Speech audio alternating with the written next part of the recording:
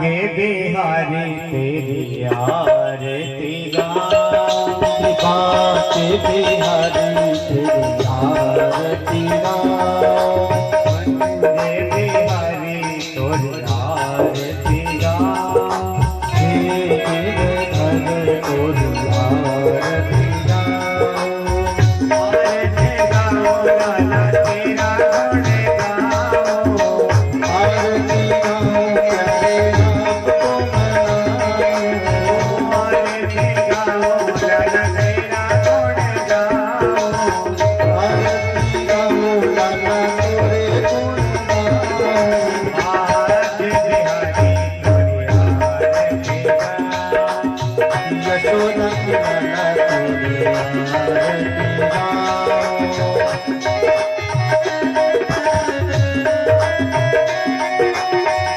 मोरे मुकुट वाले शीश पे सोहे, मोर मुकुट वाके शीश पे सोहे, प्यारे मन से मेरो मन मोहे, प्यारी बनसी मेरो मन मोहे, सुन सुन सुन सुन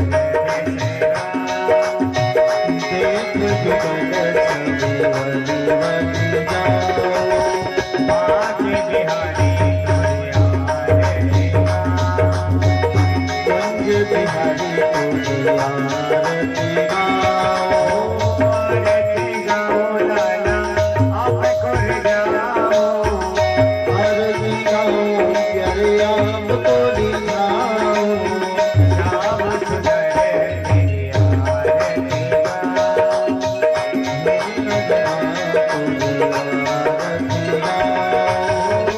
चरणों से निकली गंगा प्यारी, चरणों से निकली गंगा प्यारी, इसमें सारी दुनिया सारी, जिसने सारी दुनिया तारी, भले चरणों में शीश झुकाऊं, उन चरणों में शीश झुकाओ, तेरा आधार बन तेरी आरती गाऊं, श्री राम रमण तुरी आरती गाओ, आरती गाऊं लाला आपको गाऊं, आरती गाओ लाला आपको दिखाओ, आरती गाऊं प्यारे आपको मनाऊं, आरती गाओ प्यारे आपको मनाओ, देख छवि में बसवानी में जाऊं, यशोदा के लाला तोरी आरती गाओ, हे गिरधारी तोरी आरती गाओ, पाक बिहारी तोरी आरती गाओ, हे बनवारी तोरी आरती गाओ, हे गिरधारी तोरी आरती गाओ। ओम जलेन शीतलीकरणं पुष्पे देवादिनं स्वात्मादिनं आरोग्यार्थे पुष्पाञ्जलिः। ओम जतनेन यज्ञमय जन्त देवास्तानि धर्माणि प्रथमान्यासन्न देहनाकं महिमानः सचन्त यत्र पूर्वे शाद्याः शान्तिदेवाः।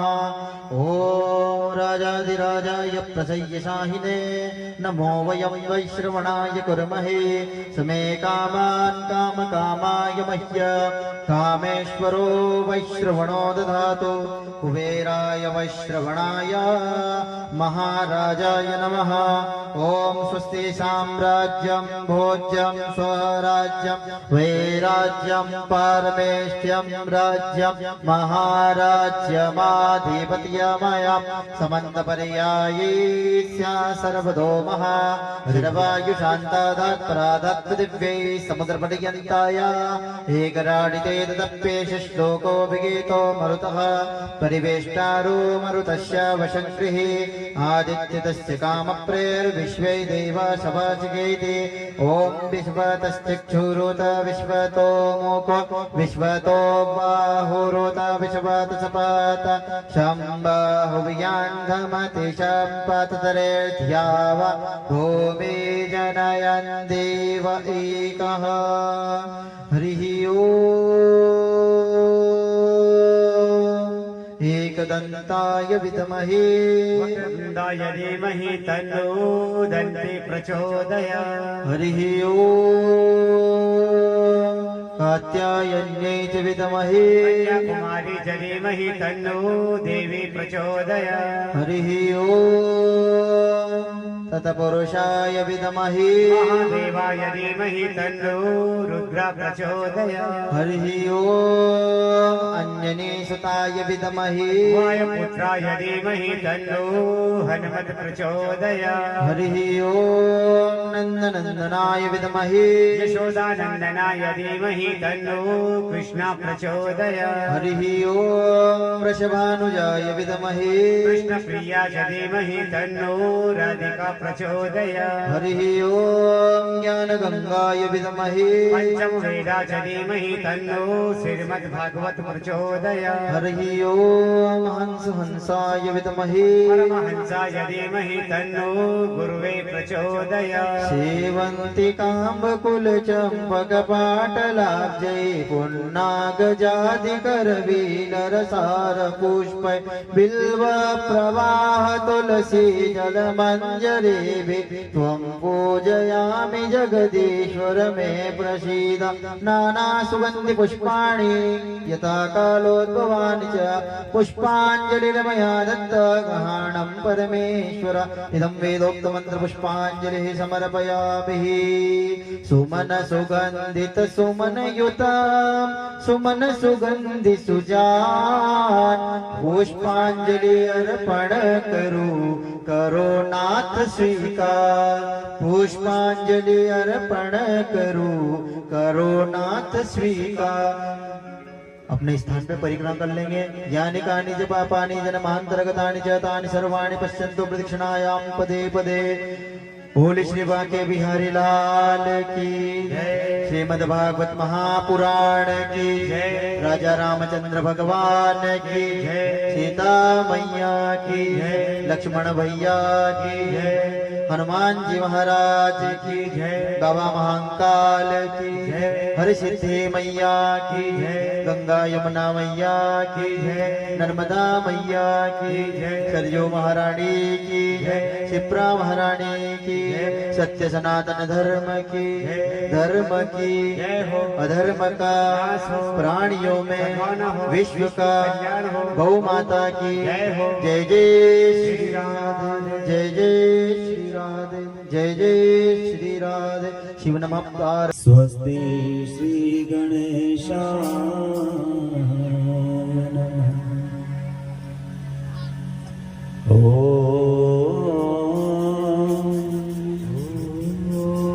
श्री सरस्वतये नमो नमः। नमो नमः। ॐ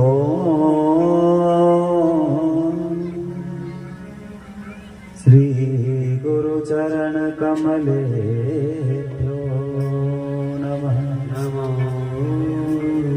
नमो वक्रतुण्ड महाकाय महाकाय सूर्यकोटि समप्रभ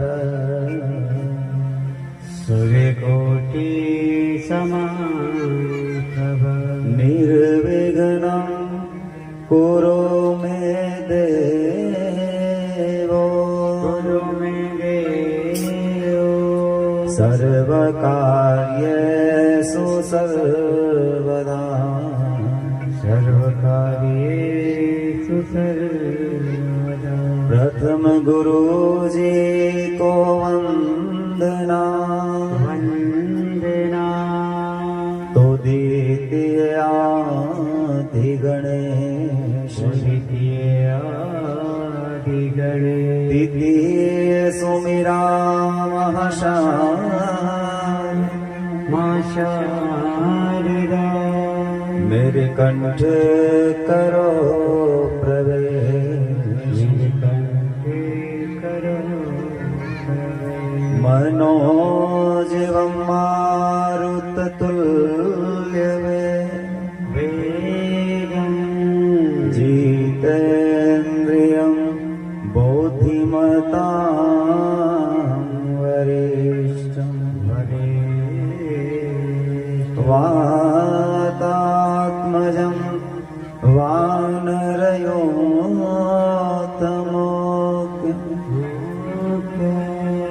श्रीरामदूतं शरणं प्रपद्ये सब द्वारन को छोड़कर मैं आयो तुमरे द्वार अहो वृषभानु की लाडली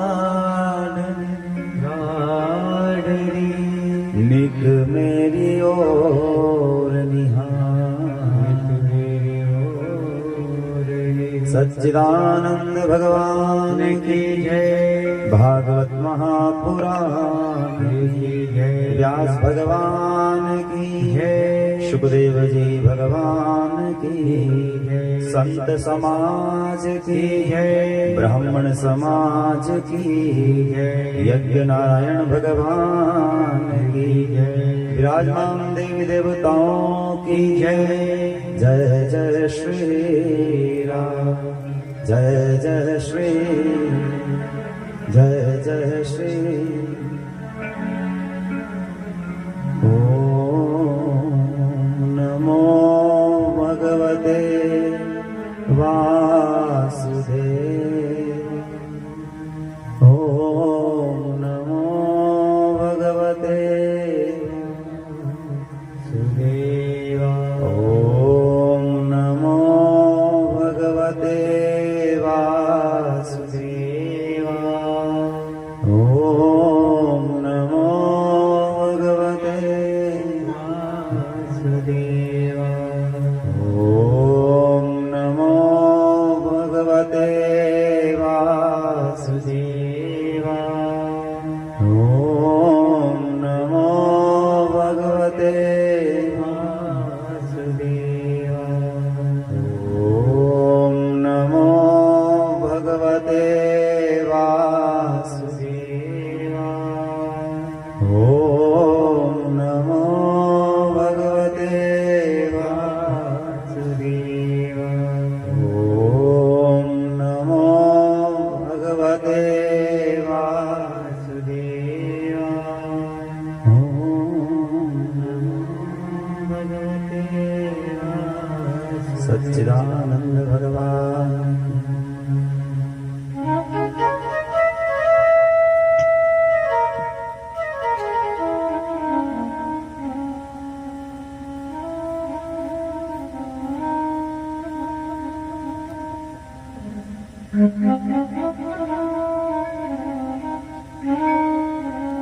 बोलो बोलो बोलो मन हरे राम बोलो रे बोलो बोलो बोलो मन हरे राम बोलो रे बोलो बोलो बोलो मन हरे राम बोलो रे बोलो बोलो बोलो मन हरे राम बोलो बोलो बोलो मन हरे राम बोलो रे बोलो बोलो बोलो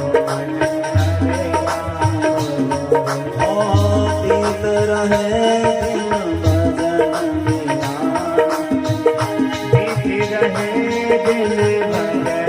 बिना तीत रहे दिन भजन बिना तीत रहे दिन भजन बिना तीत रहे दिन भजन बिना भजन बिना रे भजन बिना बोलो बोलो बोलो मन हरे राम बोलो रे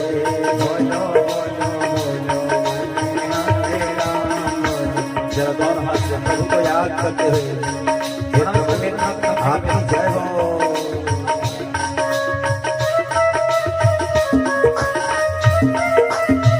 प्रभु आपकी जय हो।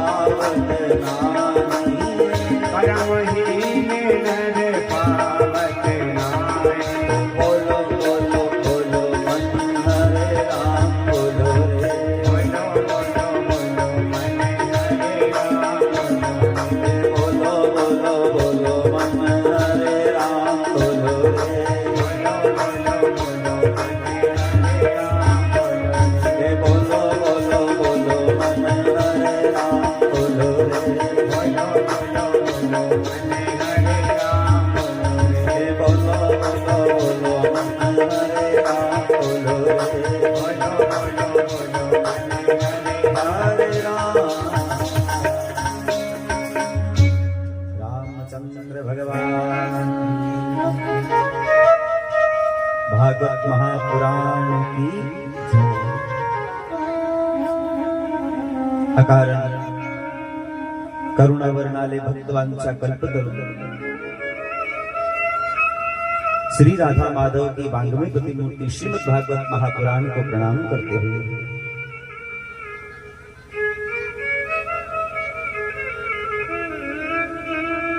संत समाज के चरणों में प्रणाम करते हुए ब्राह्मण समाज के चरणों में प्रणाम करते हुए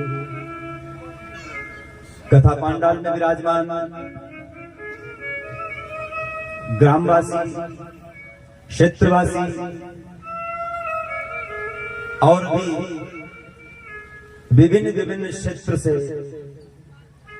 ग्राम उगेणा की इस पावन पवित्र भूमि पर जो भक्त पधारे हैं सभी भक्तों का सादर जय श्री कृष्ण कृष्णचंद्र भगवान की जय। तो जोर से बोलना पड़ेगा कृष्णचंद्र भगवान की।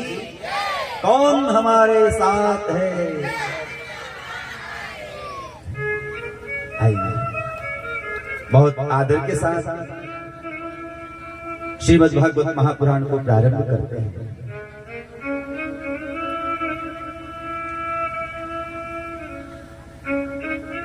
कथा क्रम के अनुसार कल आप लोगों ने भगवान की अनेक लीलाओं का स्मरण किया, भगवान की दिव्य छवि का दर्शन किया।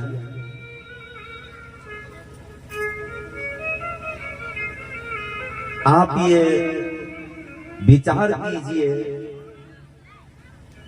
कि कल हमने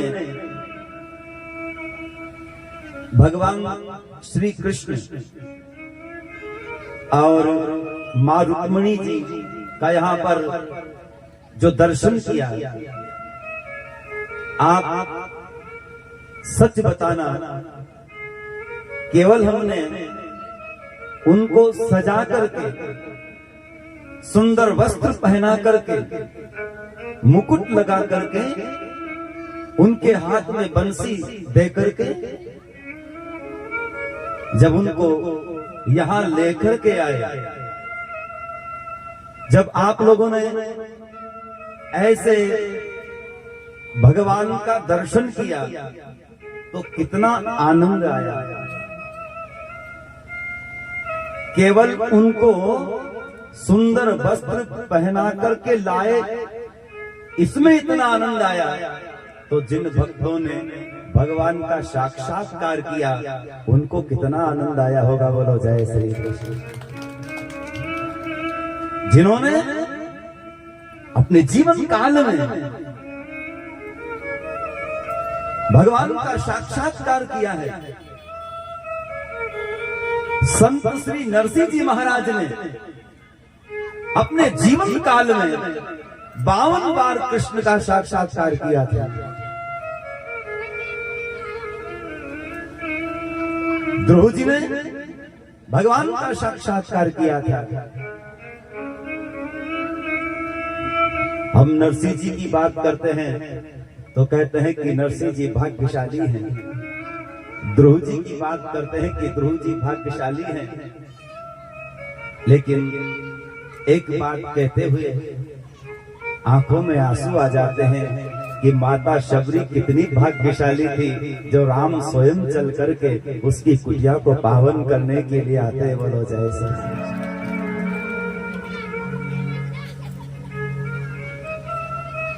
और जो ये कहते हैं कि भगवान को 56 भोग लगाने से प्रसन्न होता है, राम कथा कहती है वो तो शबरी के झूठे देर में भी प्रसन्न हो जाता है। बोलो जय श्री कृष्ण। लेकिन माता शबरी को अपने गुरु के वचन पर विश्वास था कि राम आएंगे।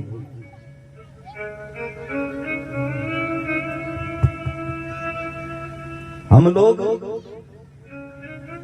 दीपावली पर माताएं इसलिए सफाई करती है, दीपावली पर माताएं इसलिए सफाई करती है कि लक्ष्मी जी आएगी। रक्षाबंधन पर इसलिए सफाई करती है कि बहन बेटियां आएगी। नवरात्रि में इसलिए घर की सफाई करते हैं कि मां जगदम्बा आए। घर की पुताई इसलिए करते हैं कि बेटे की शादी होने वाली है, बेटे को देखने आ रहे हैं, इसलिए घर की सफाई होती है। मेहमान के लिए सफाई होती है, समाज के लिए सफाई होती है। लेकिन राम कथा कहती है शबरी का जब जब झाड़ू लगता है किसी समाज के लिए नहीं, मेरे राम को आने के लिए लगाती है। बोलो जय श्री कृष्ण के मेरे राम आए। आप किसी मैया से पूछो जाकर कि मैया मैया घर में सफाई क्यों चल रही है, तो मैया कहेगी मेहमान आने वाले हैं इसलिए सफाई कर रही है। मैया घर में पुताई क्यों चल रही है, बेटे की शादी हो रही है इसलिए चल रही है। लेकिन आज तक किसी ने ये नहीं कहा कि मेरे मकान की सफाई मेरे चार भुजा के नाथ को बुलाने के लिए कर रही हूँ। बोलो जय श्री कृष्ण, जोर से बोलना पड़ेगा। बोलो जय श्री उस कृष्ण को बुलाओ। भगवान श्री कृष्ण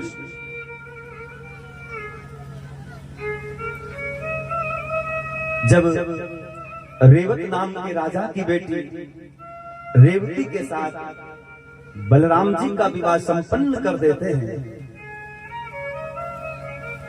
तो विदर्भ देश के अधिपति महाराजा विष्णु की ये बेटी है जिनका नाम मां रुक्मिणी अम्बा है। भगवान रथ लेकर के आए, बिठा करके चले गए। महाराजा विष्मक ने अपने बेटों को बिठा करके कहा कि भगवान से बैर मत करना, तुम्हारी बहन साधारण नहीं है, जिसने कृष्ण को पाया है।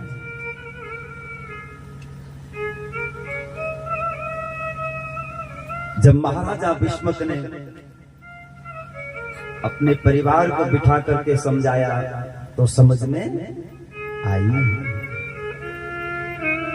एक बात बहुत आदर के साथ कहें, जैसे महाराजा विष्मक ने अपने पुत्रों को बिठा करके समझाया, ऐसे ही पिता का कर्तव्य होता है, माँ का कर्तव्य होता है। अगर बेटा रात में देर से आता है तो उसको समझाना चाहिए। हमारे घर का दरवाजा 7 बजे लग जाता है, हमारे घर का द्वार शाम को 7 बजे बंद हो जाता है। अगर माता पिता ध्यान नहीं रखेंगे तो 7 बजे आ रहा है, कभी 8 बजे आएगा, कभी पूरी रात नहीं आएगा। ब्राह्मण देवता के आशीर्वाद से मां रुक्मिणी अम्बा ने मेरे प्रभु को प्राप्त किया है। जब महाराजा विष्मक अपने परिवार को समझाते हैं, सब समझ जाता है। सुखदेव जी कहते हैं कि हे परीक्षित, भगवान की द्वारिका बहुत सुंदर है, लेकिन भगवान की द्वारिका इसलिए सुंदर नहीं है कि वो बहुत बड़े आकार में बनी हुई है। वहां पर हीरे मोती जगमगा रहे हैं इसलिए द्वारिका सुंदर नहीं है। भागवत की कथा कहती है भगवान की द्वारिका इसलिए सुंदर है कि द्वारिका में जो भी रहते हैं वो बहुत सुंदर बोलते हैं, इसलिए भगवान की द्वारिका सुंदर है। बोलो जय श्री कृष्ण। भगवान की द्वारिका में जो रहते हैं वो बहुत मीठा बोलते हैं, बहुत सुंदर बोलते हैं, इसीलिए भगवान की द्वारिका सुंदर है। महंगे महंगे मकान बनाने से, महंगे महंगे वार्निश पोतने से, महंगी महंगी पर्सी लगाने से घर की सुंदरता नहीं बढ़ती है। भागवत की कथा फिर कहती है वहां रहने वाले सुंदर बोलेंगे तो ही घर की सुंदरता बढ़ती है। बोलो जय श्री कृष्ण। आज भगवान की द्वारिका में बहुत आनंद हुआ। भगवान श्री कृष्ण के एक पुत्र हुआ जिनका नाम प्रद्युम्न हुआ। कहते हैं भगवान श्री कृष्ण ने जब कंस को समाप्त कर दिया तो सम्रासुर नाम का दैत्य भगवान के वंश को समाप्त करने के लिए भगवान के ही पुत्र को आकाश में ले गया और आकाश में ले जाकर के फेंक दिया। समुद्र में भगवान के पुत्र गिर गए, लेकिन होने को कुछ और ही मंजूर था। भगवान के पुत्र मछली के पेट में चले गए, सम्रासुर के घर बेचे गए और भगवान के पुत्र धीरे धीरे बड़े हो रहे हैं। देव ऋषि ने कहा, ये आपका दुश्मन है खानदानी। भगवान के पुत्र ने सम्रासुर का वध किया और जो लालन पालन कर रही थी वो विद्यावती थी। जब भगवान ने काम को भस्म किया था, उसकी रति बहुत रोई थी, तो कहा था कि जब ये दुवंशलीन अवतार, आज भगवान की द्वारिका में भगवान के पुत्र प्रकट होते हैं। सुखदेव जी कहते, परीक्षित, भगवान जब द्वारिका में अनेक प्रकार की लीला करते हैं, एक दिवस मेरे प्रभु सत्राजित के पास गए और सत्राजित के पास जाकर के कहा कि तुम्हारे पास में मणि है और वह मणि अगर हमें मिल जाएगी तो प्रजा का पालन हो जाएगा। सत्राजित ने मना कर दिया, भगवान आ गए, लेकिन इसी मणि को लेकर के प्रसेन जंगल में गए, मारे गए। भगवान को झूठी मणि का आरोप लग गया। कहते हैं भादवा सुदी चौथ के दिन एक बार श्री गणेश जी महाराज भ्रमण कर रहे थे और जैसे ही गणेश जी महाराज जब भ्रमण कर रहे थे तो गणेश जी का पांव फिसल गया।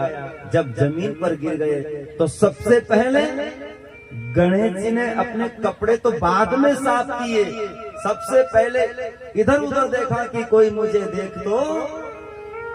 आज भी अगर कोई ठोकर लग के गिर जाता है, अपने कपड़े बाद में संभालता है, पहले अगल बगल में देखता है कि कोई मुझे देख तो नहीं रहा। बोलो जय श्री कृष्ण, जोर से बोलना पड़ेगा, बोलो जय श्री। तो भगवान श्री गणेश जी महाराज ने जब चारों तरफ देखा कि कोई मुझे देख तो नहीं रहा, जब ऊपर झांक करके देखा तो चंद्रमा, ये चंदा चंद्रमा जोर जोर से, अब हंसी रुकी नहीं, वो हंसने लगा। मेरे गणपति भगवान ने कहा, मुझे देख करके हंसे हो, आज के दिन जो तुम्हें देखेगा उसको झूठा कलंक लग जाएगा। बोलो जय श्री कृष्ण। झूठा कलंक लग जाएगा। तो राजा परीक्षित ने अपने गुरुदेव को प्रणाम करके कहा, गुरुदेव, अगर कोई संसारिक जीव चौथ का चंद्र का दर्शन कर ले तो फिर उसका प्रायश्चित क्या है? अगर कोई चौथ के चंदा का दर्शन कर ले तो उसका प्रायश्चित क्या है? तो सुखदेव जी राजा परीक्षित को कहते हैं, राजा, कहीं भी अगर या तो घर में भागवत कथा हो या घर में भागवत कथा नहीं है, चौथ का चंदा देख भी लिया है, तो जहां भी कथा चले 7वें दिन में इस मणि की कथा को जो सुन लेता है उसका दोष दूर हो जाता है। बोलो जय श्री। उसका दोष, इसलिए श्रीमद् भागवत महापुराण में आने से कई प्रकार के दोष दूर हो जाते हैं।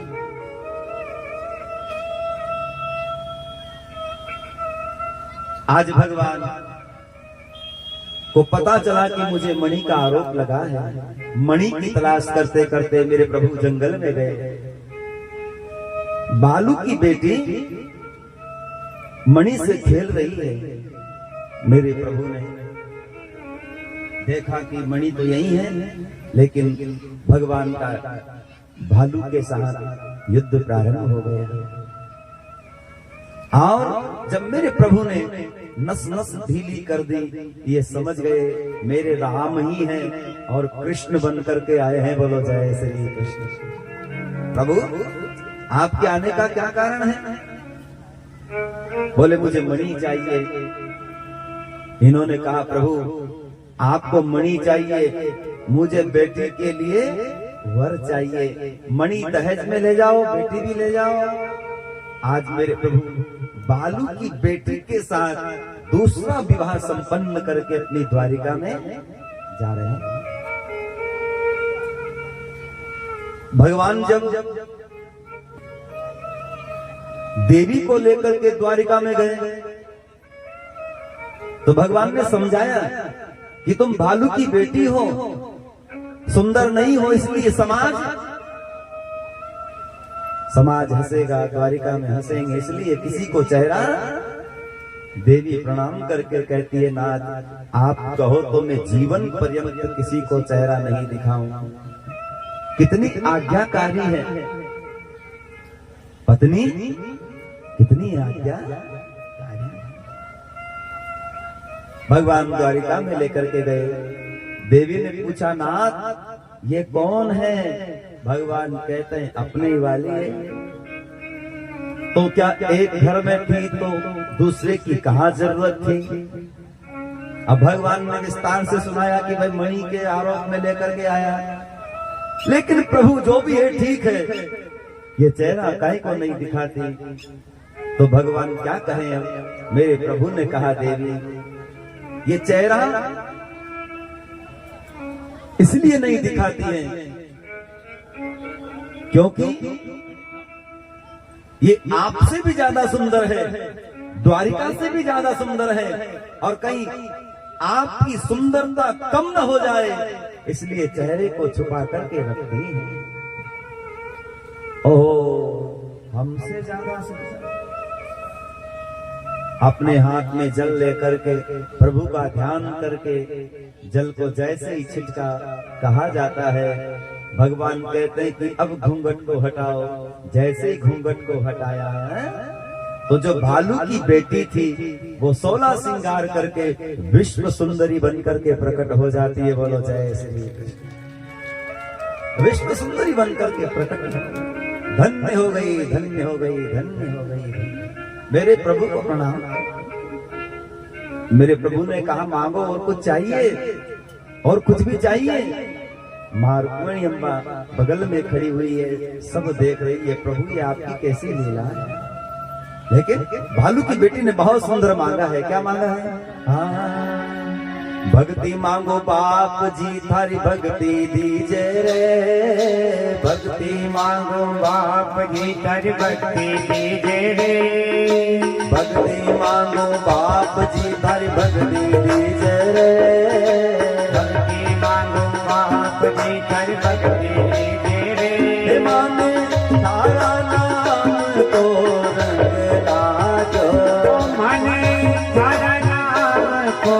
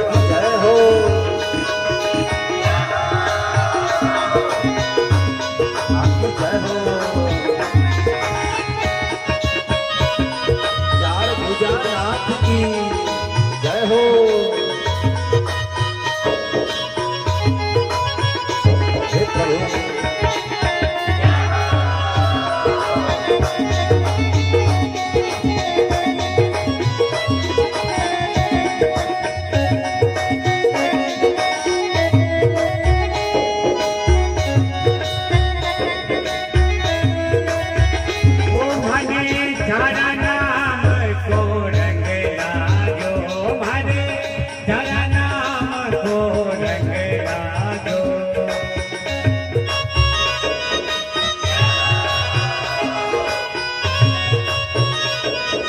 आपकी जय हो।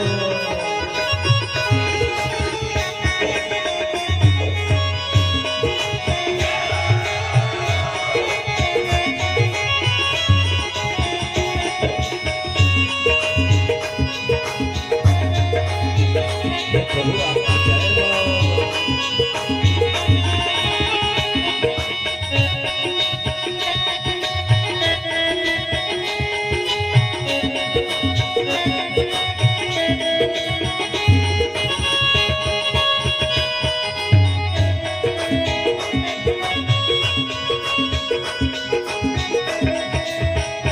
माने तारा नाम को रंग लाजो, मने तारा नाम को रंग लाजो प्रभु आपकी जय हो।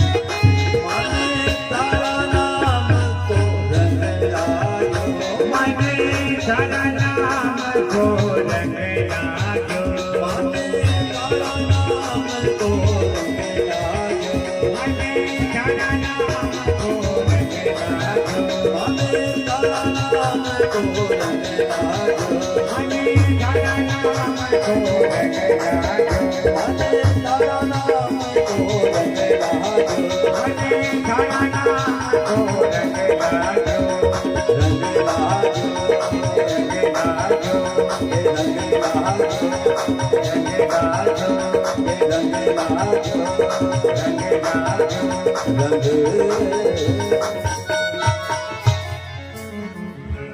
भक्ति मांगो बाप जी थारी भक्ति दीजे रे, भक्ति मांगो,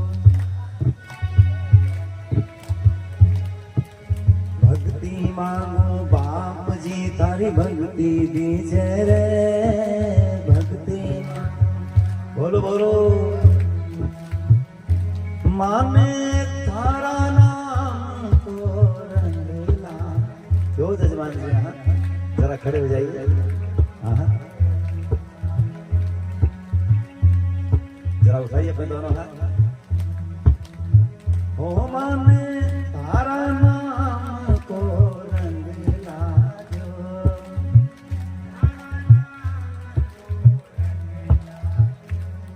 के भक्ति मानो बाप जी का भक्ति। ऐसे नहीं, जरा दोनों हाथ उठाए भाई।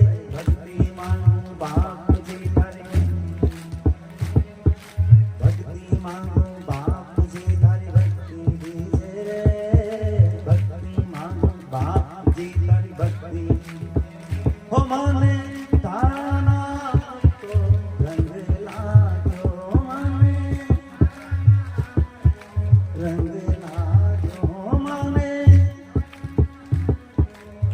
रंग।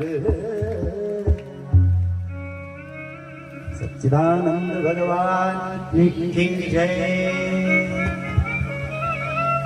माने थारा नाम को। और एक बात बहुत आदर के साथ कहें, आप लोगों ने वन में ये देखा होगा कि वन के जो पक्षी होते हैं और वन के पक्षी जब किसी पेड़ के ऊपर घोंसले का निर्माण करते हैं और जब वो दोनों पति पत्नी अपने परिवार के पोषण के लिए एक मकान बनाते हैं। और एक बात बहुत आदर के साथ कहें, जीवन जीने के लिए रोटी, कपड़ा और मकान, 3 चीज चाहिए, रोटी, कपड़ा और मकान। जब वन के पक्षी अपने परिवार का पालन के लिए उस पेड़ के ऊपर घोंसला बनाते हैं, उसमें उनके बच्चे भी रहते हैं। आप एक बात सोचो कि उस पेड़ की कितनी ऊंचाई होती है, हवा भी चलती है, डाली भी हिलती है, कोई दीवार नहीं है, कोई दरवाजा नहीं है, कोई दीवार नहीं है, कोई दरवाजा नहीं है। आप बताओ वो पक्षी उस पेड़ में किसके सहारे रहते हैं? बताओ आप। वो पक्षी पेड़ में राम के सहारे रहते हैं। उस घोंसले में कोई दीवार नहीं है, कोई उजाले का प्रबंध नहीं है, कोई दरवाजा नहीं है। वो वन के पक्षी राम के सहारे रहते हैं। और अगर संसारिक जगत में देखो तो घर बहुत सुंदर, 6x6 का पलंग देखो आप, 6x6 का पलंग पे एक हाथ का गद्दा पे सो जाए, फिर भी घना लोग पड़ जावे, रात पाँव में लाग जाए, उनके बोलो जय श्री कृष्ण। तो कोई ने पूछी गए तुम कहां से पड़ गया यार, ये थोड़ा पलंग पे से पड़ गयो यार। तो कहो अतरा लंबा चौड़ा पलंग पे से कसा गल गया तुम कहे वो। पक्षी पेड़ पर रहते हैं राम के सहारे, संसारिक जीव राम के सहारे नहीं। भी तो न्यूखे के माता तो ब्याई जी को सहारो है, बोलो जय श्री कृष्ण। जोर से बोलना पड़ेगा, बोलो जय श्री। कहो चढ़ते ब्याई जी को सहारो है, राम को सहारो ही नहीं है तो भी पलंग पे से पड़ेगा ही सही यार है। और पड़िया गणा पड़िया देखो आप, क्योंकि उनको राम का सहारा नहीं। आज मेरे प्रभु बहुत सुंदर लीला करते हैं। उस मणि को लेकर के सत्यराजित के पास जाते हैं, कहा कि ये तेरी मणि संभाल भाई। सत्यराजित बहुत लज्जित होता है, समाज में अब कीर्ति हो गई, इसलिए कहा प्रभु मणि भी ले जाइए और सत्यभामा को भी ले जाइए। मेरे प्रभु सत्यभामा के साथ तीसरा विवाह संपन्न करते हैं। भगवान बहुत दयालु है। जब प्रभु रथ पर सवार होकर के निकल रहे थे तो श्रीमद् भागवत महापुराण की कथा कहती है कि कालिंदी के तट पर, यमुना के तट पर एक कन्या पूजन कर रही थी। उसका पूजन चल रहा था। मेरे प्रभु ने कहा रथ को रोक दिया जाए। मेरे प्रभु बहुत आदर के साथ पूछते हैं, देवी आपकी पूजन क्यों चल रही है? आपकी पूजन किस लिए चल रही है? आपको क्या चाहिए?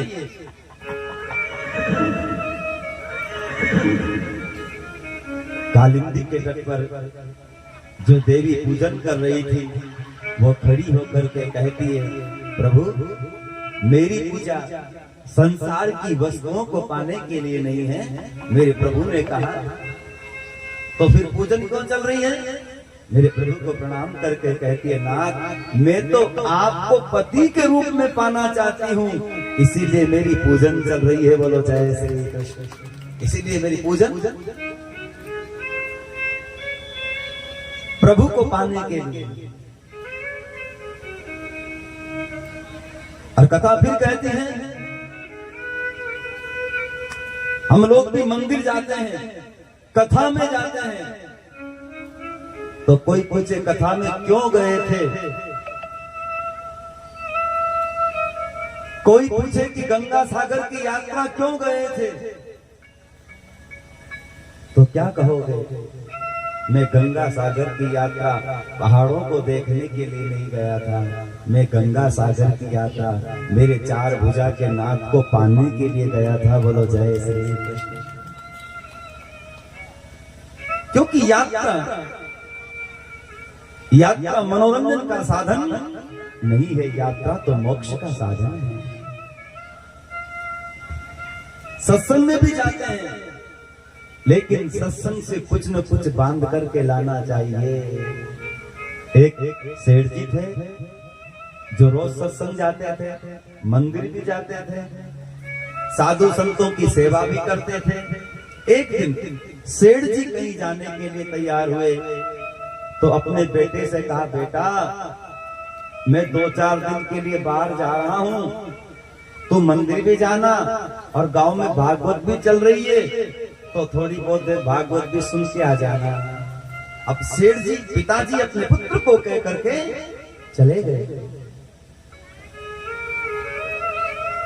बेटा मंदिर भी गया, जीवन में पहली बार गया, भागवत में भी गया, जीवन में पहली बार गया।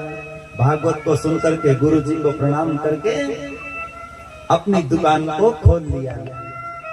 अब किराने की दुकान थी, अब किराने की दुकान में धीरे धीरे धीरे सारा सामान बाहर रखते हैं, गुड़ भी रख दिया, खल भी रख दिया, शक्कर का कट्टा भी रख दिया, और भी आधे आधे सामान धर दिए। दुकान खोल करके वो बैठ गए। इतने में उधर से पिताजी भी लौट करके आ गए। 2 दिन के बाद दुकान खुली हुई है, तो पिताजी ने देखा कि एक गौ माता उस दुकान पर गुड़ खा रही थी, खल खा रही थी। तो पिताजी ने कहा, बेटा ऐसे व्यापार करेगा, ये गाय सारी खल और गुड़ खा जाएगी। बेटे ने कहा, पिताजी आपको पता नहीं है, आपने कहा था कि कथा सुनने जाना, तो मैं कथा सुनने गया था, तो गुरुजी ने कहा था कि सब में भगवान है, तो ये गौ माता नहीं। आज तो हमारे भाग्य खुल गए, जो 4 भुजा का नाथ स्वयं हमारी दुकान पर गाय का रूप बना करके आया है। बोलो जय श्री कृष्ण। आज स्वयं परमात्मा वो दीनानाथ दया करने वाला गाय का रूप बना करके सेठ जी ने की, बेटा कथा तो खाली वही तक की बात है, वही सुन लो और वही गुरु जी के वही दरियाओ बाची, दुकान पे लाभा की बात नहीं है। बोलो जय श्री कृष्ण। और गुरु जी का क्या, महात्माओं का क्या, ये तो कुछ भी कह देते हैं। कथा सुनो और वही भागवत जी के डोब दे के वहीं की वहीं छोड़ दो। भागवत सुनो, सुन करके वहीं की वहीं चढ़ा करके दुकान पर लाने का विषय नहीं है। अगर कथा को दुकान पर लेके आएंगे तो व्यापार कैसे चलेगा।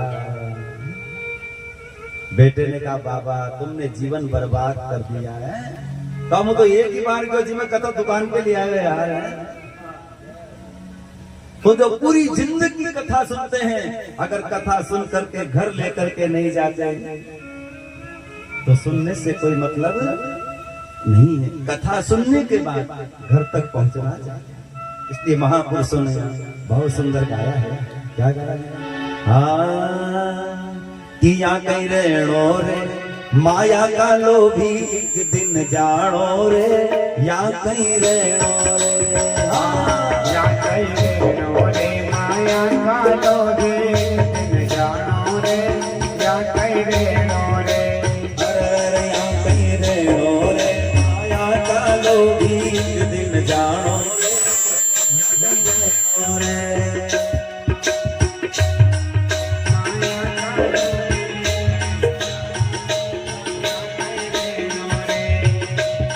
कहीं रेणो रे माया का लोभी एक दिन जानो रे,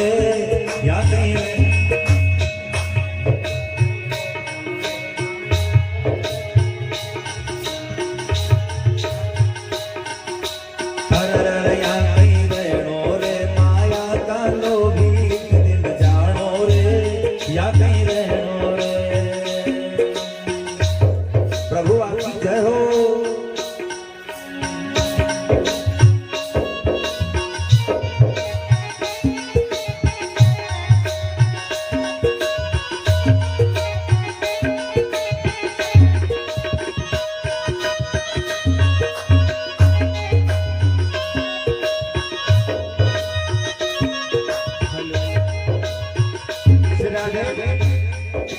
सभी से निवेदन है, कृपया मोटरसाइकिल एक नहीं आए हैं। सभी से हाथ जोड़कर निवेदन है, भक्तों से मोटरसाइकिल एक नहीं आए।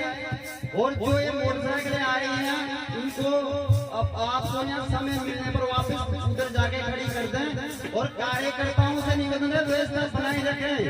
कार्यकर्ता एक ही गाड़ी अंदर नहीं आने दे पंडाल में, वहाँ रोक ले, सबकी गाड़ियां उधर खड़ी करवा दे एक साइड पर। श्री राधे। प्रभु आपकी जय हो।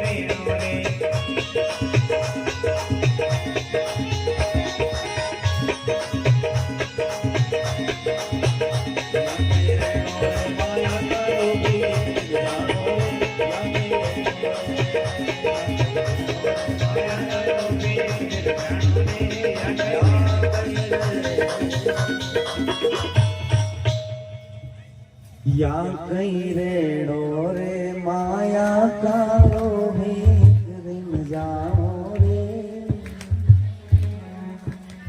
हाँ या कहीं रेणो रे माया कालो भीख दिन, या कहीं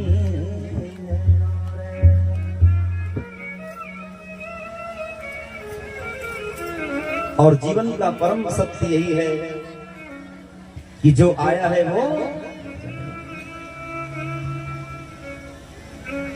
परवा लाड़ी की धूप करे जाते लिखे के दाजी के तो थोड़ा लाड़ू को शौक हो के लाड़ू चढ़ा दूं, अब धूप पे कहीं चढ़ा जीवता के तो नहीं बढ़िया यार है। ये थोड़ा चटनी को भी शौक तो हमारी सासू के कोई खे के बजिया को भी शौक तो कर जीवता का तो बजे ही नहीं है। और कभी डोगरा डोगरी ने की के लाड़ी बजिया बना ले तो थाली में धर के वहीं से थाली फेंकी, जो बच तो बाटे कूद गया। थाली थाली कर्म के बड़ी को बाहर इट जाओ कर धूप में मिलेगा तो कहीं मिलेगा यार। गणी लाड़िया तो धूप में बता दे बजिया पूरी है, जीवता तो दर्शन ही नहीं करा रही यार, गजब हो गई यार।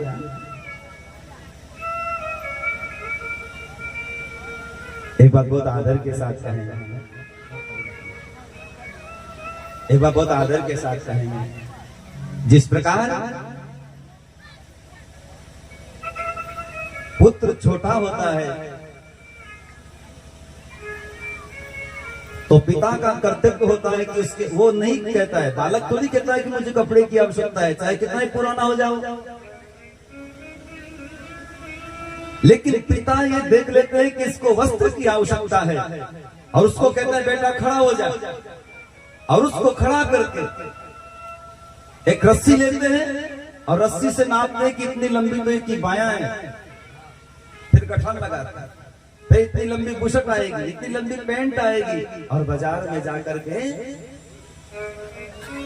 लेकर के आते हैं। जैसे एक पिता अपने पुत्र के लिए लेकर के आता है, ऐसे ही जब माता पिता वृद्ध हो जाए वह भी नहीं कहेंगे कि बेटा मुझे कपड़े चाहिए, चाहे वो कितने ही पुराने कपड़े पहने रहेंगे, लेकिन कभी नहीं कहते कि बेटा मुझे कपड़े चाहिए। तो फिर बेटे का क्या कर्तव्य है? जब घर में दीपावली आती है तो पत्नी के लिए घर में साड़ी आ जाती है, जब घर में दीपावली आती है तो मिठाई का डिब्बा आ जाता है, घर में जब दीपावली आती है तो पत्नी अपने पति से कहती है कि कमल का पुष्प लेकर के आना, लक्ष्मी जी को चढ़ाएंगे तो प्रसन्न हो जाएगा। घर की पत्नी ने कहा कमल के पुष्प को लेकर के आना, लक्ष्मी जी के चढ़ाएंगे, बेटे के लिए कपड़े लेकर के आना, बेटे को पहनाएंगे, मिठाई लेकर के आना, बेटों को खिलाएंगे। अरे सारी व्यवस्था करके लक्ष्मी जी की पूजा करके लक्ष्मी जी को कह रहे हैं कि हमारे घर में आ जाओ। लक्ष्मी जी कहती है तूने कमल का पुष्प भी मंगा लिया, मिठाई भी मंगा ली, बच्चों के लिए कपड़े भी मंगा लिए हैं, लेकिन घर में जो बूढ़े माँ बाप हैं उनके लिए तो कुछ नहीं मंगाया, तो मैं तेरे घर में कैसे आ सकती? बोलो जय श्री कृष्ण। मैं तेरे घर में जिसने अपने लिए सब कुछ मांगा, लेकिन बूढ़े माँ बाप के लिए कुछ कागज में नहीं लिखाया। आज भी ऐसे बहुत से परिवार होते हैं जहाँ की बहुएं घड़ी माता बहना करके घर में तो मार ही चाले, तो जब घर में लिस्ट बनती है तो सबके लिए लिखा जाता है उसमें, लेकिन बूढ़े माँ बाप के लिए कुछ लिखा। ये जो पुराना रेडिया चलता था ना, रेडिया, ये पुराना रेडिया, और घर में बड़ा बूढ़ा एक साल का हो गया, ये भी कान पे देख रहा है रेडिया काम नहीं आ रहा है, तो घर में बड़ा बूढ़ा भी कहीं काम नहीं आ रहा। बोलो जय श्री कृष्ण।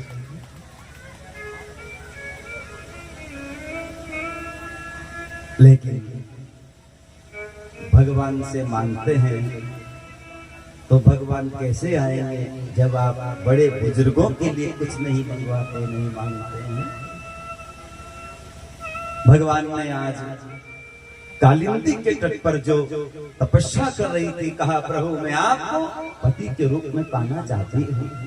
भगवान ने कहा ठीक है, आज मेरे प्रभु विवाह पर विवाह करते हुए लक्ष्मणा, भद्रा, मित्रविंदा इस प्रकार से 8 विवाह संपन्न करके द्वारिका में विराजमान हो जाते हैं। एक भौमासुर नाम का देव जो भगवान को नीचा दिखाने के लिए 16,100 कन्याओं को चुरा करके कारागृह में बंद कर देता है। मेरे प्रभु दीनों पर दया करने वाले प्रभु ने कहा यह अपराध है, यह अपराध है, इनको मुक्त कर। और एक बात बहुत आदर के साथ कहें, जैसे भगवान ने धर्म की रक्षा की है, ऐसे मानव को भी धर्म की रक्षा करना चाहिए। अगर भगवान ने किसी को अगर बल ज्यादा दिया है तो बल इसलिए नहीं दिया कि आप गरीब को परेशान करो। अगर बल दिया है तो कोई गरीब को अगर परेशानी आ रही है तो खड़े हो जाओ, चिंता की कोई बात नहीं, मैं तुम्हारे साथ हूं। अगर भगवान ने धन बहुत ज्यादा दिया तो उस धन से क्या करना? अरे आपके पास धन है, आप अपनी बेटी का विवाह तो बहुत पैसे लगा करके कर दोगे, लेकिन आपके मोहल्ले में अगर कोई गरीब बहन बेटी है, उसके माता पिता उसके विवाह का खर्चा नहीं उठा सकते, तो थोड़ा सा सहारा लगा दो।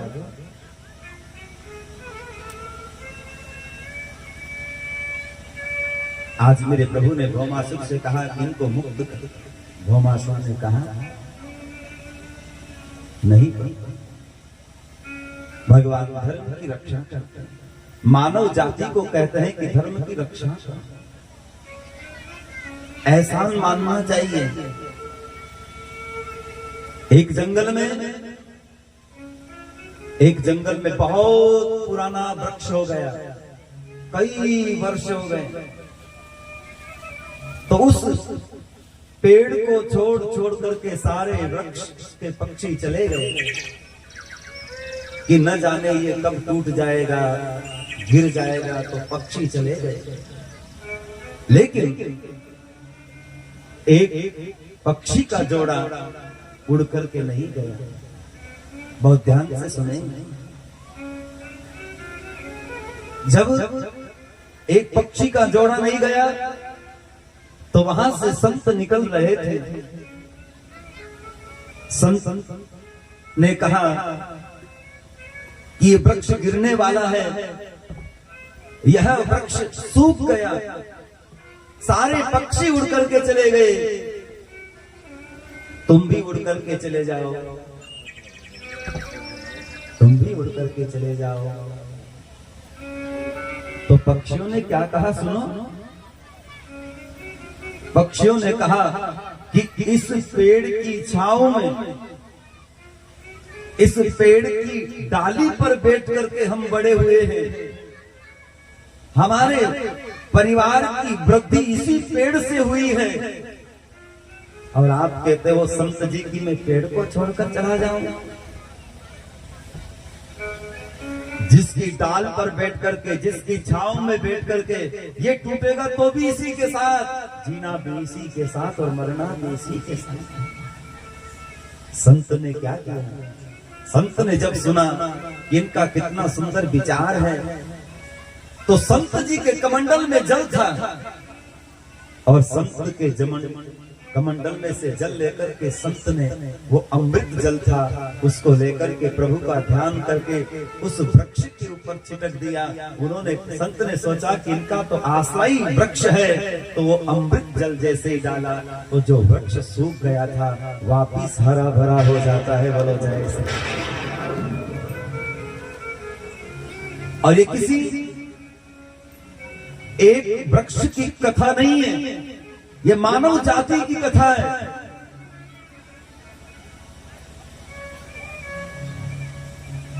जिस वृक्ष में बड़े हुए हैं उसको छोड़ करके कैसे चले जाएं? ये उन संतान के लिए कथा है, ये उन बेटों के लिए कथा है जो पढ़ लिख करके बाबूजी हो जाते हैं और अपने माता पिता को छोड़ करके दूर चले जाते हैं। बोलो जय श्री कृष्ण। जो अपने माता पिता को, जिन माता पिता ने अपने पुत्र को बड़ा किया, वो कहते हैं कि इनके पास क्या है। घना लोग सोचे कि यार उगेड़ा में कहीं करा अखलेरा में चला, और जो अखलेरा में रहे भी सोचे कि अपन थोड़ा पाटन तक चलना गया, थोड़ा कष्ट दो जना बात करे।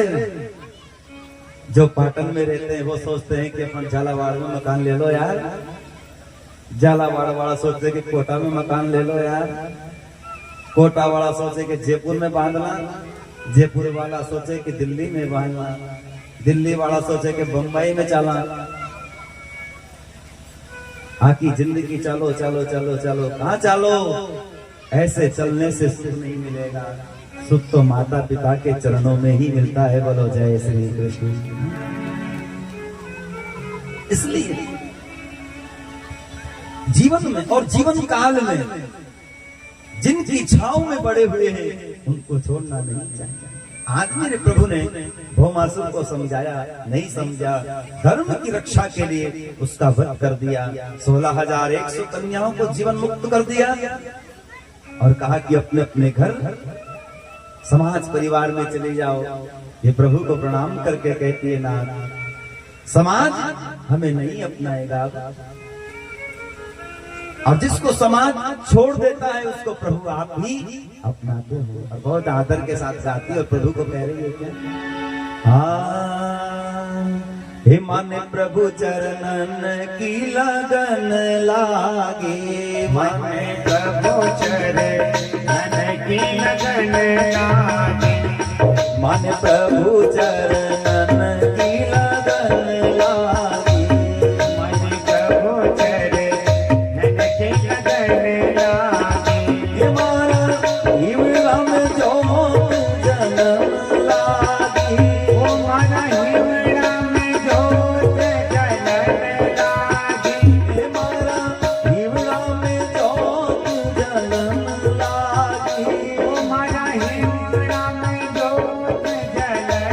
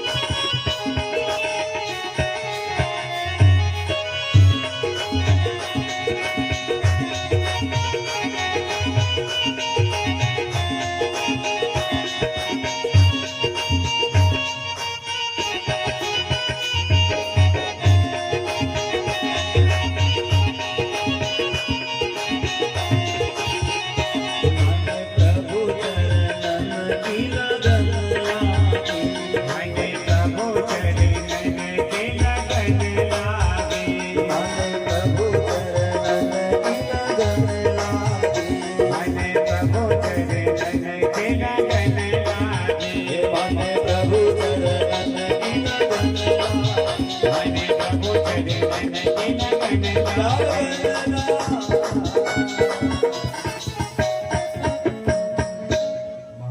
प्रभु चरण की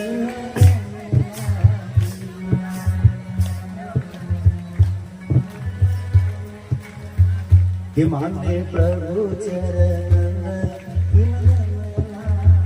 ऐसे नहीं जरा दोनों हाथ उठा करके माने गुरु चरण की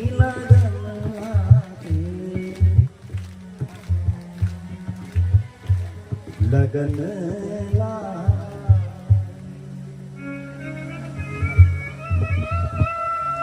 आज 16,100 देवियां बहुत आदर के साथ प्रभु को प्रणाम करके कहती है, नाज हमारी लगन आपसे लगी है और संसारिक जगत में घना लोग के गुरु जी माँ की भी लगन लागी और माँ ने भी गुरु नाम ले लिया। देखो आप अन्य मानो तो बोले देख लो माँ का गला में कंठीर माला सब है।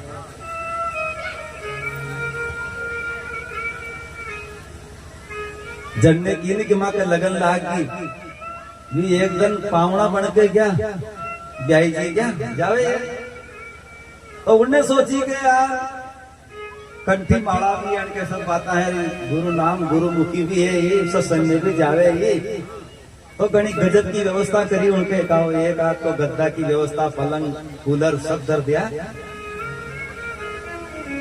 भगवान भगवान भी बैठा दिया आड़िया में जो कभी अगरबत्ती लगागा तो गुलाब साहब अगरबत्ती को पैकेट भी दर दो माचिस भी दर दी के कभी लगा लगा टाइम बेटे 4 बजे का उठता होगा ही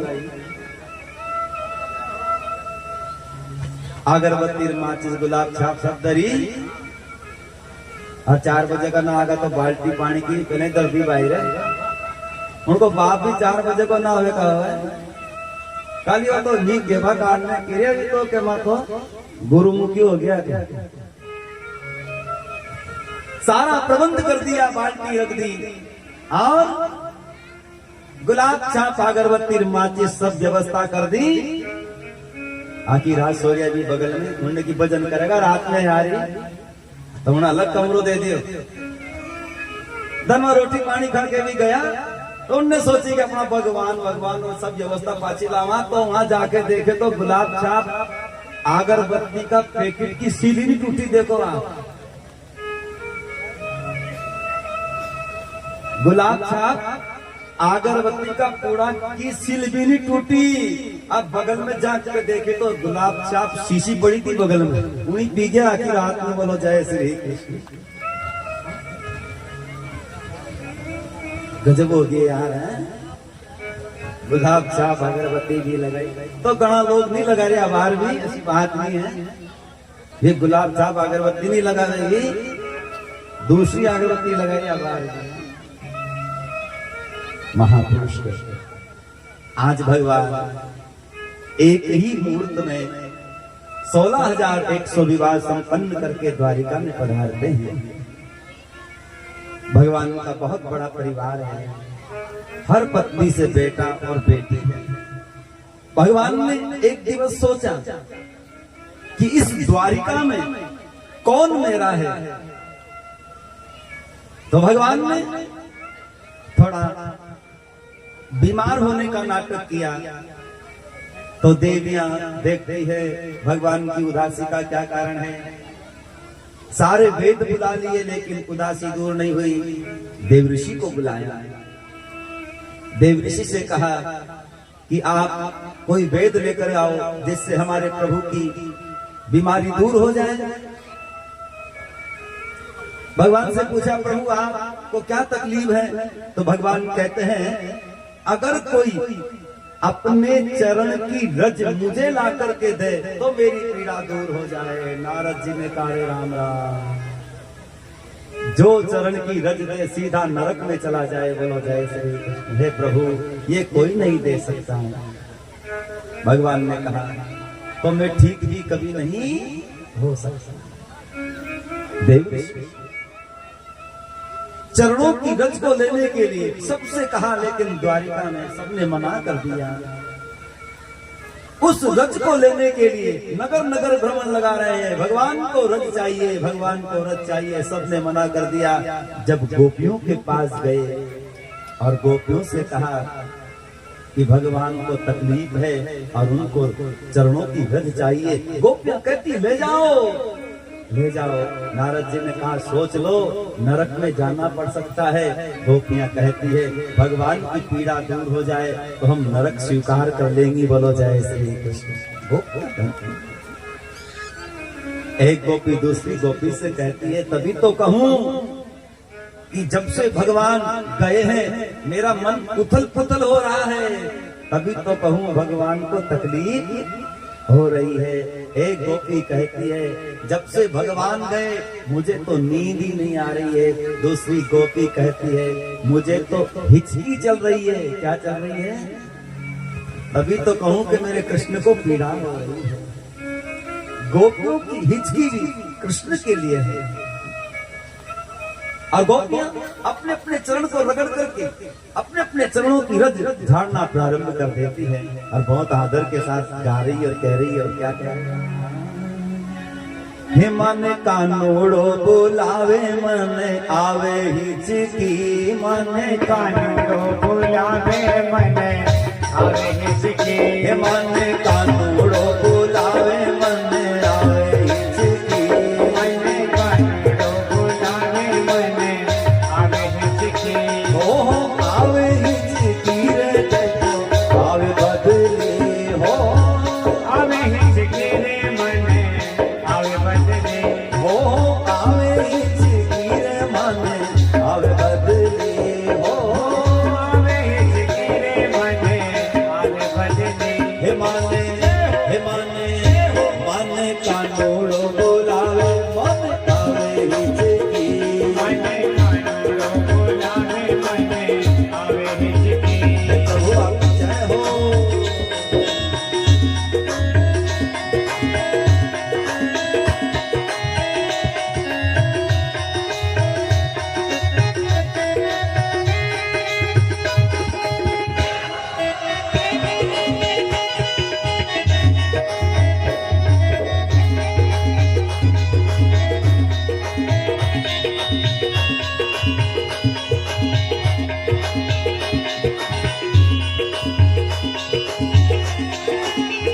आवे हिचकी रे मन आवे बदली हो, आवे हिचकी रे मन आवे बदली। तुम्हारे मन कानोड़ो बुलावे मन आवे हिचकी, मन सावरियो बुलावे मन आवे हिचकी। प्रभु आपकी जय हो। जय भोलानाथ की जय।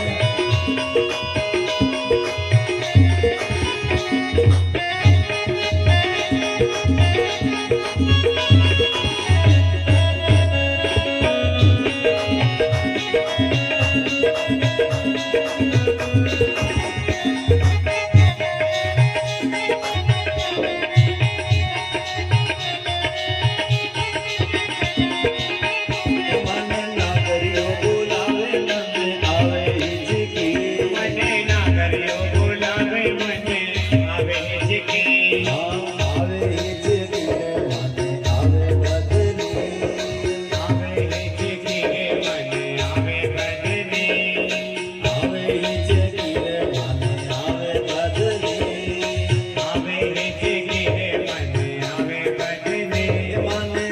हे माने ना करियो बुलावे मन आवे हिचकी, मन ना करियो बुलावे मन आवे हिचकी। प्रभु आपकी जय हो।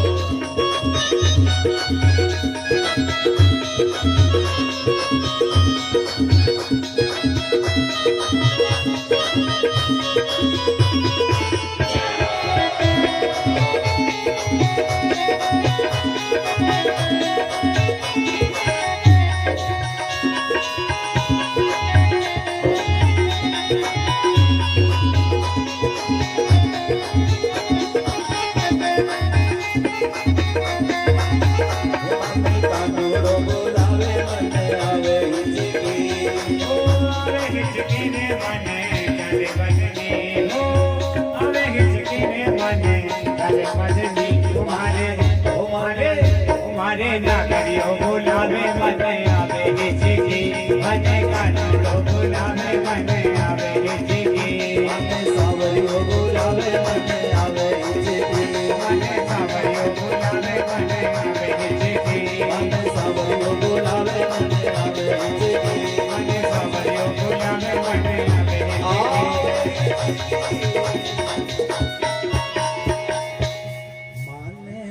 सांवरियो बुलावे मन आवे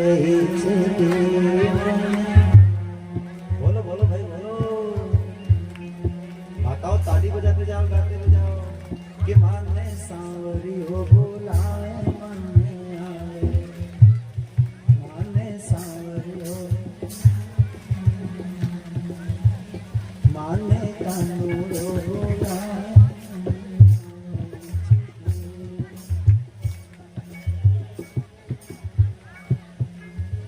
सच्चिदानंद भगवान की।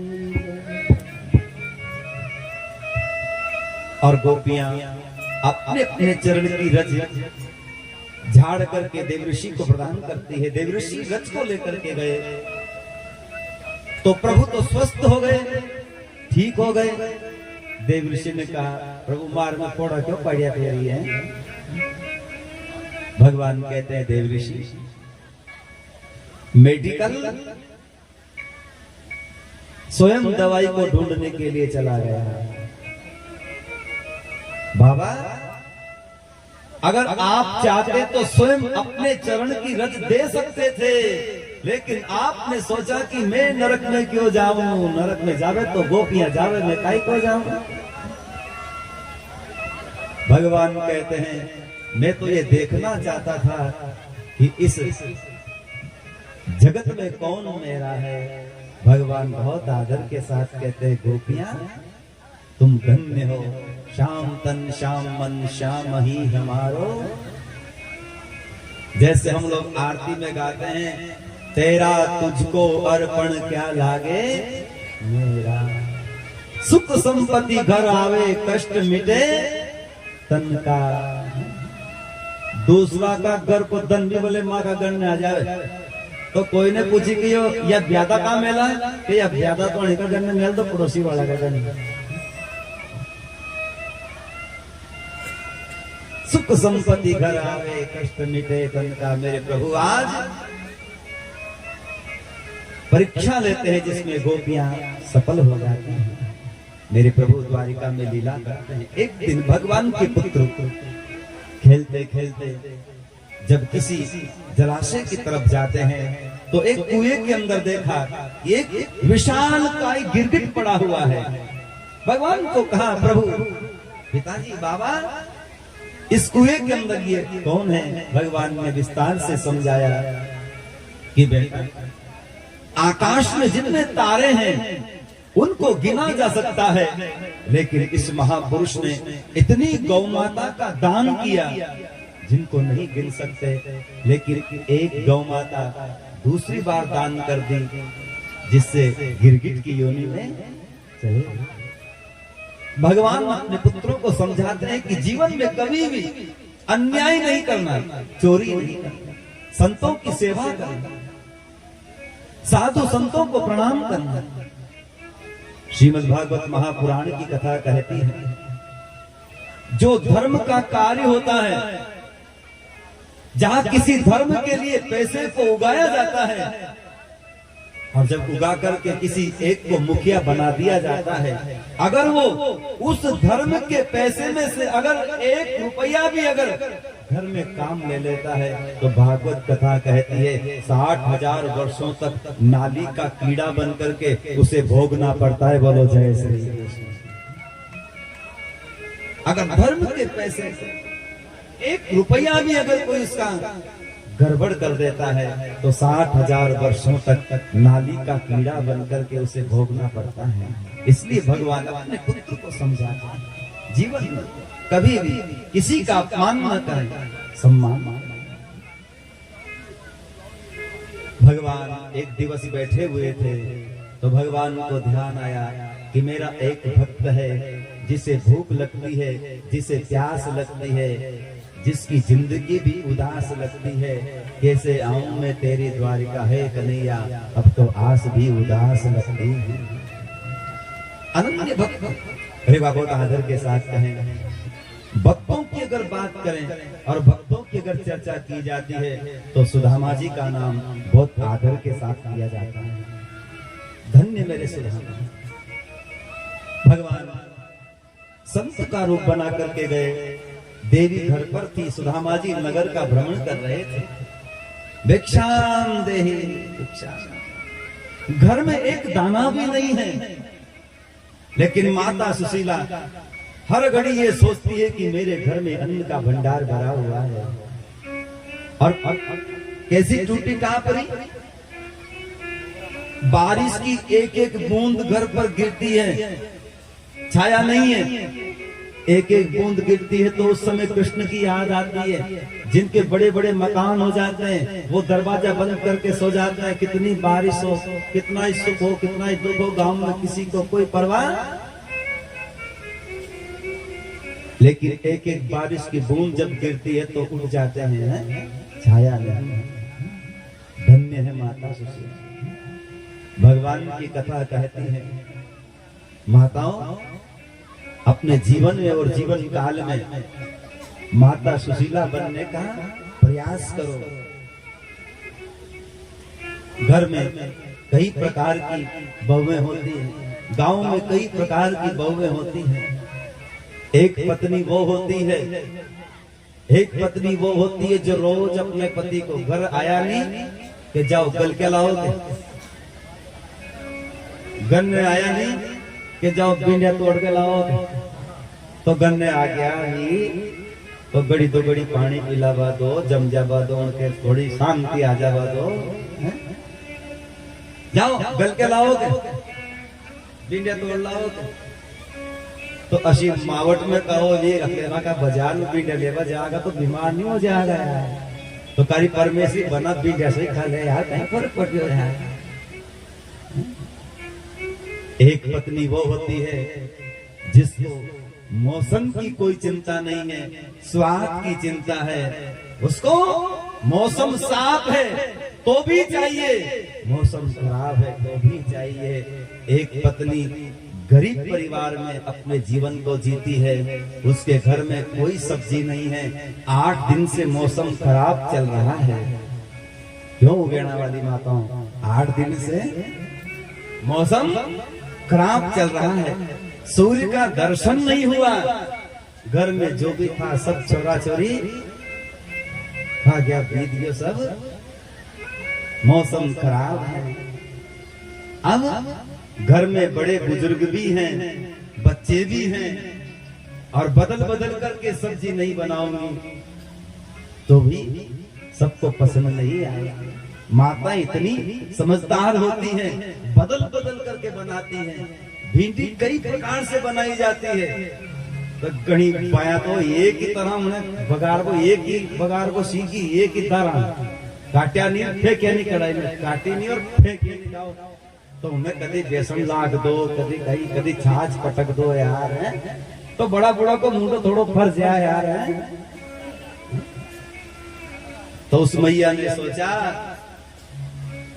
8 दिन से मौसम खराब है, क्या किया जाए, और घर में कुछ भी नहीं है, केवल आलू ही आलू है, आलू ही आलू बचा, और कहीं बचे हो यार, करने कहीं नहीं बचे, 8 दिन में कहीं बचे। तो उसने सोचा क्या किया जाए, तो उसने एक दिन तो आलू को सूखा बघार दिया, दूसरे दिन टमाटर लाग दो, एक थोड़ा स्वाद बदल गया यार, और तीसरे दिन उसने थोड़ा पानी कुल के जोड़ी बना दी, और एक दिन उसने छाछ डाल करके अतरा में मौसम भी फाट गया, और अगलेरा का बाजार में जाके जोड़ो बल्लाया, बोलो जय श्री कृष्ण, मौसम भी साफ हो गया, धूम चली गई। अतरी की तो बात थी यार, कदी सूखा बघार लो, कदी टमाटर, कदी छाछ घोड़ दो, अतरा में मावट भी चल जाएगी, पर वह तो मुझे तुम कवारी लाओ, अवारी लागा तो बीमार नहीं हो जाएगा यार, है।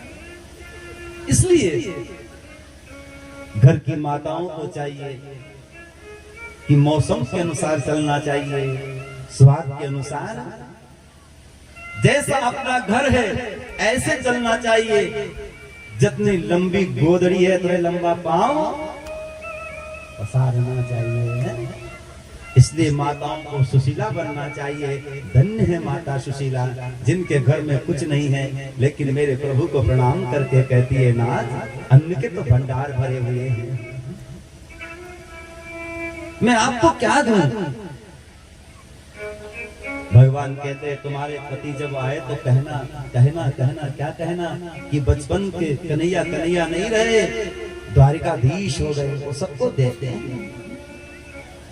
इतना कहकर के मेरे प्रभु चले। सुदामा जी नगर भ्रमण करके आए, देवी प्रणाम करके कहती है नाथ आप क्यों नहीं जाते? कहां? द्वारिका जाओ। सुदामा जी कहते हैं मांगत मांगत मान घटे, प्रीति घटे निध के घर जाए, ओछे की संगत से बुद्धि घटे। कहे सुदामा सुनो रे सुशीला, पाप कटे हरि के गुण गाए से, हरि के गुण।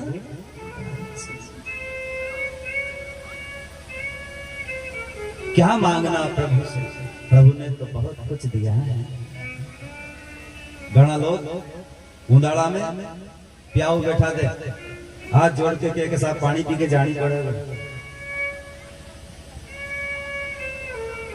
एक बेटा 4 बजे रात का उठ के आपस गिलास ताजा पानी को लोटे गगरो दर के माथा पे और रीड बल आ गया तो दाजी कोड़ में सो जाता। उन्हें सोची के मारे लाए मुंडो धोबा कार ने, उन्हें गिला बेटा ला ला दर्द बेटा दर्द है, वो तारी माँ भी तो लगी मुंडो और मुंह भी।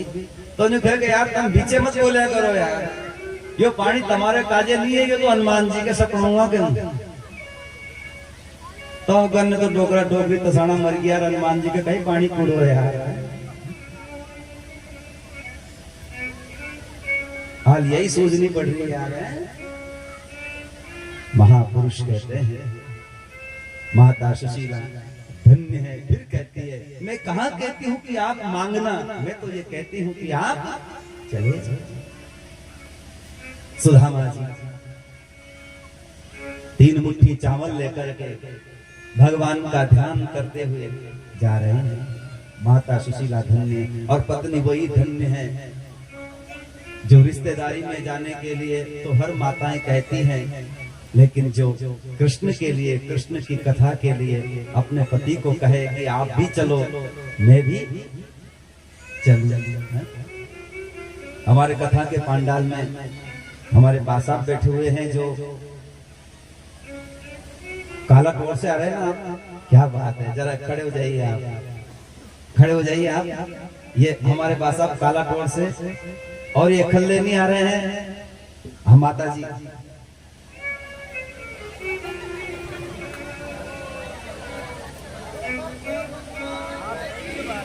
और ये जब भगवान के नृत्य के लिए उठते हैं तो उठवा से पहला ही उन्हें इशारा करे कि तुम भी उठ जाओ, ऐसा काम नहीं चलेगा। एक बार दोनों के लिए एक बार जोरदार ताली बजा करके अभिनंदन करेंगे भैया। जजमान देवता और सब पुष्प वर्षा के इनका स्वागत करो भाई। जजमान पत्नी माता जी का, जजमान देवता का। ये रोज कथा में आए हैं और इन्होंने बहुत कथा का आनंद लिया है। और ये जब भी इनका मन करता है कि मैं नृत्य करूं तो इनका पहला इशारा उधर होता है, फिर दूसरा इशारा व्यासपीठ की तरफ होता है। एक बार जोरदार ताली बजा करके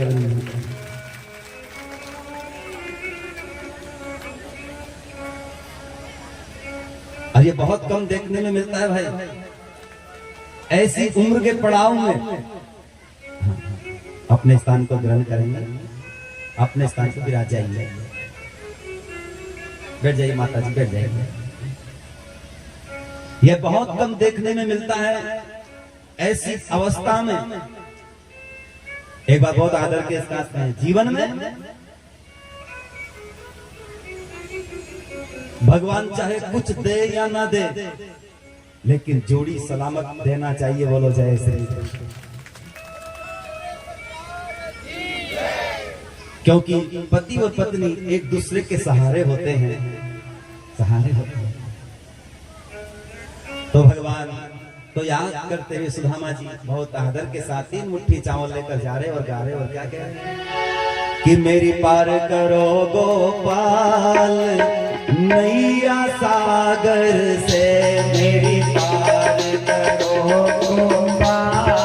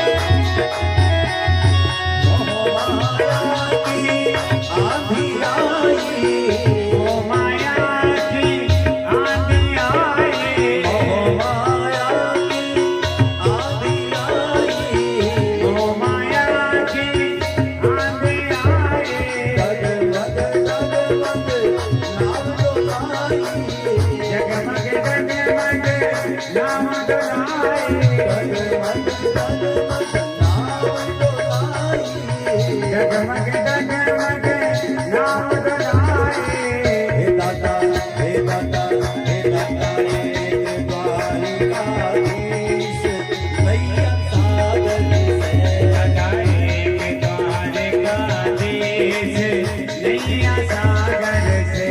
प्रभु आपकी जय हो। चार भुजा नाथ की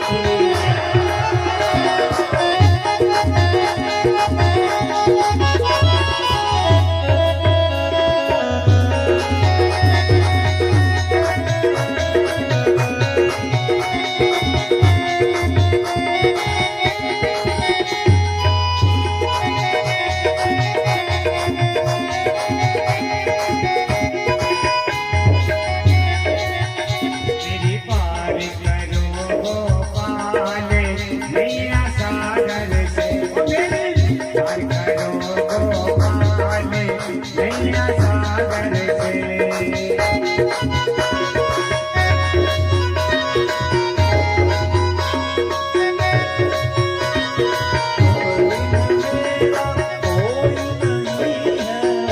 तुम बिन मेरा कोई नहीं है।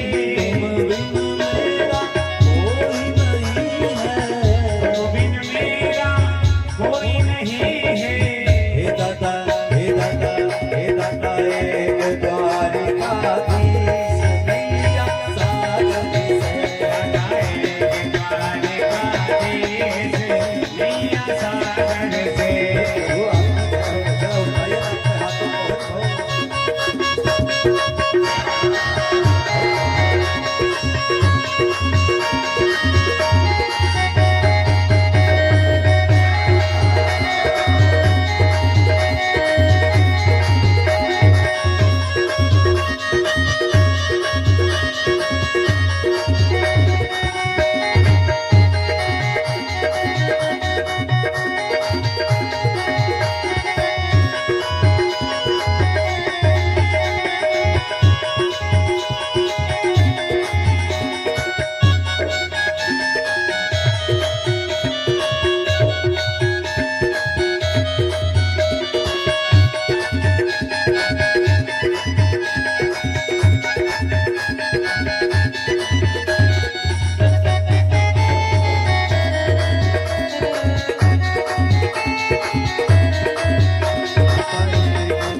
द्वारिकाधीश नैया सागर से द्वारिकाधीश नैया सागर से। नैया सागर से नैया सागर से। नैया सागर से नैया सागर से। नैया सागर